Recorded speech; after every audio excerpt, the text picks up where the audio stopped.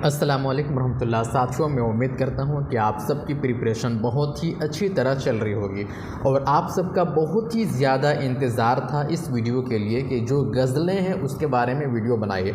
तो अल्हम्दुलिल्लाह आज मैं गज़लों को लेकर के हाज़िर हुआ हूँ। आज आपको गालिब का जो दीवान है, दीवान गालिब से उससे मैं गज़लें आपको पढ़ाऊँगा। उसके बाद गालिब की जो हयात व ख़िदमात है उसको भी हम लोग एक एक करके देखने वाले हैं। तो चलिए स्टार्ट करते हैं दोस्तों। आज का ये वीडियो बहुत ही ज़्यादा इम्पोर्टेंट है, इसलिए इस वीडियो को मिस मत कीजिए। शुरू से लेकर एंड तक देखिए, तब आपको समझ आएगा कि ये वीडियो आपके लिए कितना इम्पोर्टेंट था। एक चीज़, दूसरी चीज़, वीडियो को आप लोग लाइक ज़रूर कर दीजिएगा। लाइक करने के साथ साथ वीडियो को शेयर भी कीजिएगा। इससे मुझे क्या होता है, हौसला मिलता है। और सब्सक्राइब तो बिल्कुल भी करना मत भूलिएगा। ठीक है, शुरू करते हैं दोस्तों। गालिब क्या है? गालिब का नाम क्या? असदुल्ला ख़ां। असदुल्ला ख़ां ये क्या है? नाम है। और तखल्लुस क्या है? गालिब ये हो गया तखल्लुस। और इनकी पैदाइश कहाँ पे हुई है? पैदाइश कहाँ है? आगरा में इनकी पैदाइश है 1797 में। ये सबको पता है कि गालिब की पैदाइश हुई है 1797। आपको दो चीज़ें, जितने भी शोरा हैं, दो चीज़ें आपको बिल्कुल रट लेना है, पैदाइश और तारीख़ वफ़ात, दोनों चीज़ें पूछे जाएंगे। नेक्स्ट है वालिद का नाम। वालिद का नाम क्या है? अब्दुल्ला बेग। वालिद का नाम क्या हो गया? अब्दुल्ला बेग। अब्दुल्ला बेग, वालिद का नाम हो गया अब्दुल्ला बेग। उसके बाद है खिताबात। गालिब के कौन कौन से खिताब हैं, कौन कौन से खिताब उसे दिया गया है, कौन कौन से खिताब गालिब को मिला है, ये भी आपको क्या करना है, याद रखना है। नजमुद्दौला, दबीरुल मुल्क, निज़ाम जंग, ये क्या है? गालिब के खिताब हैं। अब तसानीफ़ में देख लेते हैं कि गालिब के कौन कौन सी तसनीफ़ है। महर नीमरोज़, दस्तंबू, दीवान गालिब, क़ाती बुरहान, उदे हिंदी, उर्दू मुअल्ला, ये है क्या है? गालिब की तसानीफ़ में से है। अगला पॉइंट देखते हैं वफ़ात। वफ़ात कब होती है गालिब की? 1869 में गालिब की वफ़ात हो जाती है। कब? 1869 में। अब आगे देखते हैं गालिब की उर्फियत क्या थी? मिर्ज़ा नौशा। गालिब की उर्फियत क्या थी? मिर्ज़ा नौशा गालिब की क्या थी? उर्फियत थी। गालिब की उर्फियत क्या थी? मिर्ज़ा नौशा। उसके बाद शुरू में असद तखल्लुस करते थे। क्या करते थे? अभी जो अब गालिब देख रहे हैं, शुरू में असद तखल्लुस करते थे। अपने शुरू के इब्तिदाई जो कलाम हैं उनमें असद तखल्लुस करते थे। फिर गालिब को पता चला कि कोई और शायर हैं जो असद तखल्लुस इस्तेमाल करते हैं। तो गालिब ने क्या किया?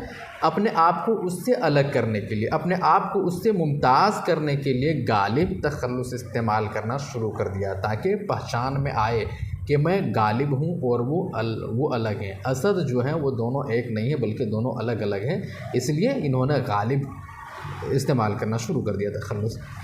अब नेक्स्ट देखते हैं गालिब के दादा का नाम। गालिब के दादा का नाम क्या? फ़ौक़ान बेग था। गालिब के दादा का नाम क्या है? फ़ौक़ान बेग था। गालिब का सिलसिला कहाँ तक पहुँचता है? इनका सिलसिला जो है, इनका सिलसिला नसब बादशाह तुरान तक पहुँचता है। बादशाह तुरान तक गालिब का सिलसिला नसब पहुँचता है।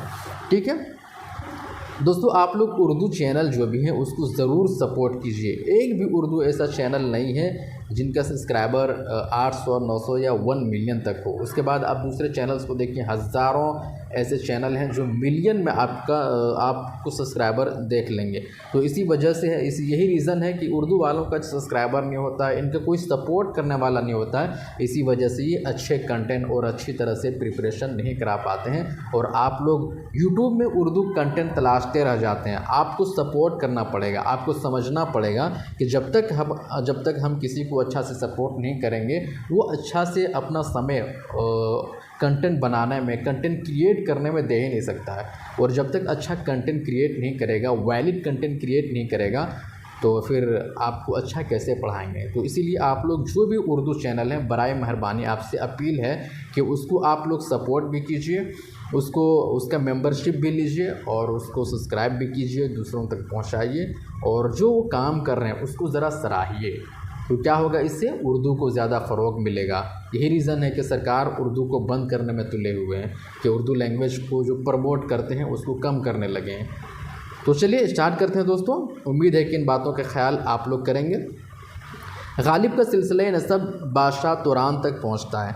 गालिब के दूसरे भाई का नाम क्या है? मिर्ज़ा यूसुफ था। गालिब के 2 भाई थे। गालिब सब कितने भाई थे? 2 भाई थे। एक का नाम क्या था? मिर्ज़ा यूसुफ।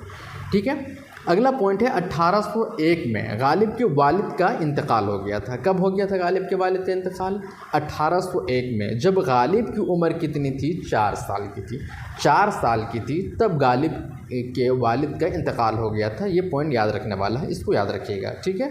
जो इम्पोर्टेंट पॉइंट रहता है, वैसे सब इम्पोर्टेंट पॉइंट को यहाँ पे मैंने नोट डाउन किया है, लेकिन उसमें भी और मज़ीद जो इम्पोर्टेंट है उसको मैं इशारा कर देता हूँ, उसे याद रखिएगा। वालिद का नाम मिर्ज़ा नसरुल्लाह बेग था, इसे भी याद रखिएगा। वालिद का नाम क्या है? Mirza Nasrallah bag. 1806 में चचा नसरुल्लाह बेग का इंतकाल हो गया। जब उम्र कितनी थी गालिब की? 9 साल की थी। 1806 में चचा नसरुल्लाह बेग का इंतकाल हो गया जब गालिब की उम्र 9 साल की थी। ठीक है। नेक्स्ट है इब्तदाई तालीम गालिब ने शेख मुअज़्ज़म से हासिल की। इब्तदाई तालीम जो है गालिब ने किससे हासिल की है? शेख मुअज़्ज़म से हासिल की है। उसके बाद आगे देखते हैं कि फ़ारसी ज़बान की तालीम गालिब ने अब्दुस समद से, किससे? अब्दुस समद से फ़ारसी ज़बान की तालीम हासिल की है। ठीक है। अगला है गालिब के 7 बच्चे थे। कितने बच्चे थे? 7 बच्चे थे, लेकिन 7 में से कोई भी नहीं बचे। 7 क्या हो गए? फौत हो गए, वफ़ात पा गए। नेक्स्ट पॉइंट है गालिब की शादी किससे हुई थी? इमराव बेगम से हुई थी। और कब हुई थी? 1810 में। ये भी याद रखिए। गालिब की शादी किससे हुई थी? इमराव बेगम से हुई थी। और कब हुई थी? 1810 में हुई थी। नेक्स्ट पॉइंट है गालिब ने दिल्ली का सफ़र किया 1812 में। कब किया था? 1812 में किया था। और वह 50 बरस तक क़याम रहा। कहाँ पे? दिल्ली में। ठीक है। गालिब की मुलाकात लखनऊ में मीर अनीस से हुई थी। गालिब की मुलाकात मीर अनीस से कहाँ हुई थी? लखनऊ में हुई थी। ये भी याद रखने वाली चीज़ है। ठीक है। नेक्स्ट पॉइंट है गालिब 2 बार रामपुर गया था। कितने बार गया था? गालिब 2 बार रामपुर गया था। कितने बार गालिब रामपुर गया था? 2 बार। ठीक है। बहादुर शाह ज़फ़र की तरफ से गालिब को 50 रुपये माहाना मिलता था। कितना? 50 रुपये माहाना मिलता था।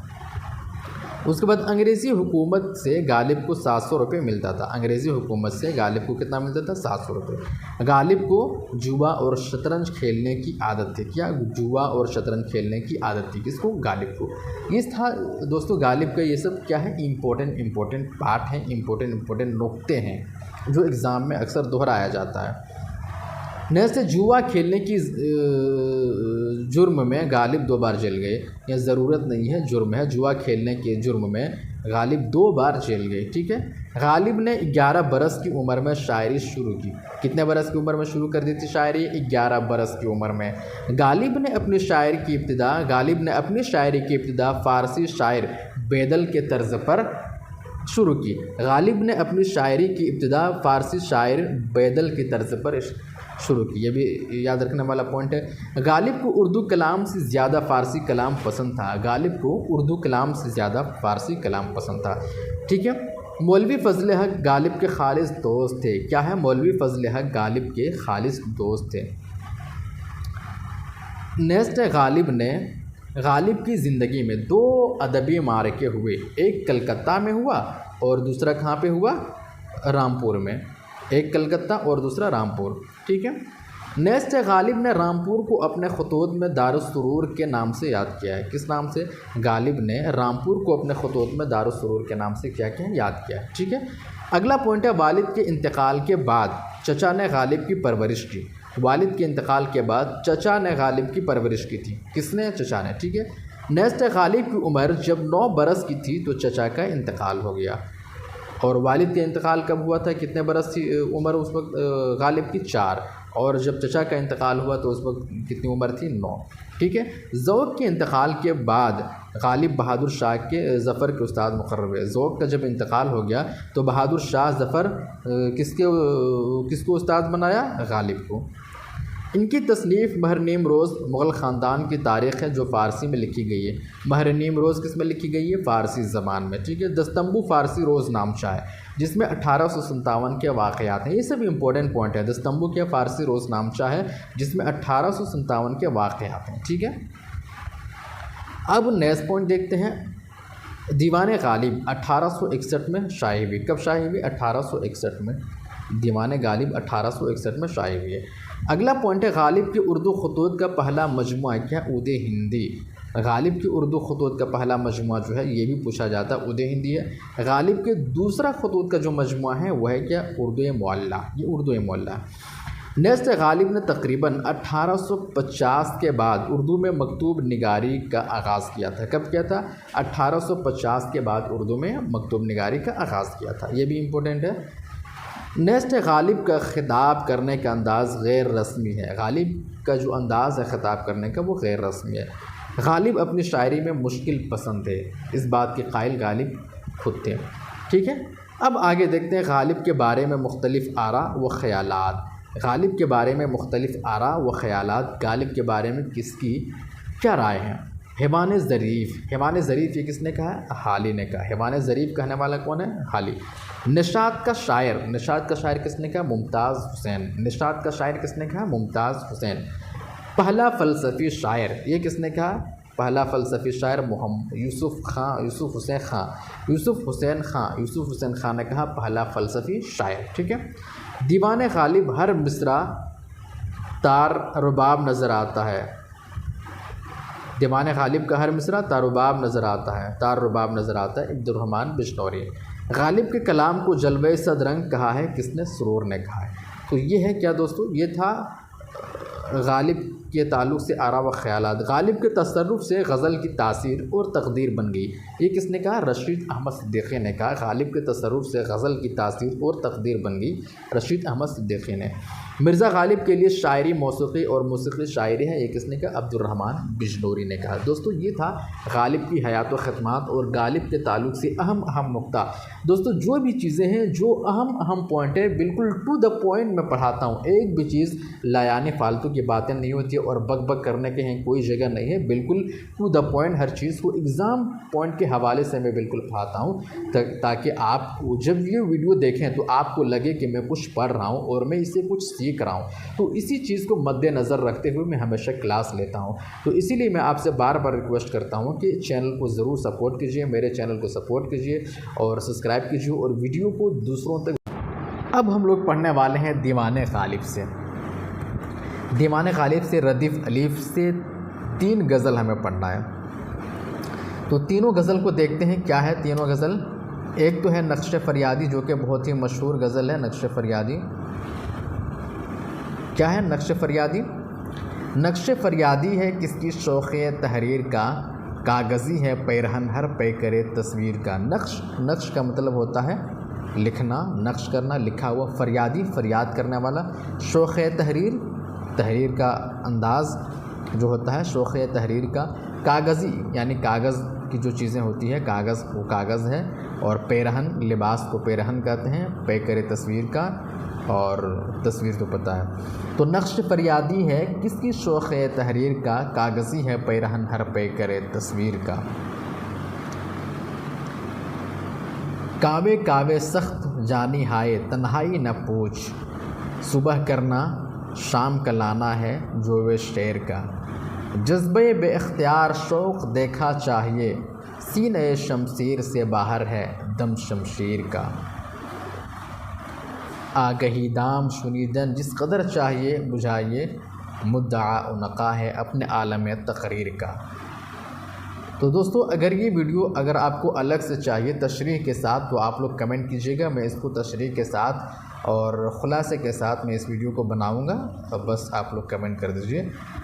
दूसरा है जुज़ कैस और कोई न आया बरूए कार, सहरा मगर बतंगे चश्मे हसूद था। आशुफ्तगी ने नक्श सवेदा किया दुरुस्त, ज़ाहिर हुआ कि दाग का सरमाया दूध था। ख्वाब में ख़याल को तुझसे मामला, जब आँखें खुल गई ना ज़या था न सूद था। लेता हूँ मकतब गमे दिल में सबक खनूज़, लेकिन यही कि रफ्त गया और बूद था।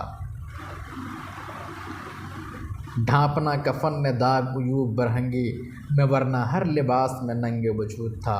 तेशे बग़ैर मर न सका कोहन असद, सरगश्त खुमार रसूम क़ुयूद था।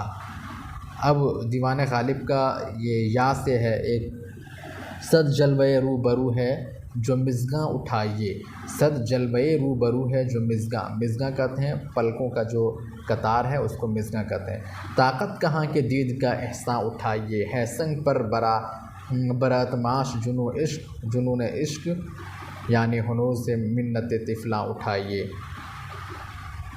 दीवार बारे मिन्नत मज़दूर से है खम, ए खानमा ख़राब एहसान उठाइए। या मेरे ज़ख्म रश को रुसवा न कीजिए, या पर्दे तबस्सुम पिन्हा ना उठाइए। तीसरा है कहते हो ना देंगे हम दिल पे अगर पड़ा पाया, दिल कहाँ के गुम कीजिए हमने मुद्दा पाया। तो यह दोस्तों आप लोग PDF में इसको देख लीजिएगा और वर्ड मीनिंग को तलाश करते हुए और मीनिंग को माना व मफ़हूम को समझते हुए इसको देख लीजिएगा। अगर आप लोगों को अलग से वीडियो चाहिए, इसकी तशरीही वीडियो चाहिए तो आप कमेंट कीजिए, मैं तशरीह के साथ इसका वीडियो बना दूँगा। ठीक है, उसके बाद हम लोग देखेंगे अब बचा है मोमिन का, वहशत का और मीर का। ये सब गज़लें बची हैं जिनको हम लोग नेक्स्ट वीडियो में आज ही देखने वाले हैं। शुक्रिया।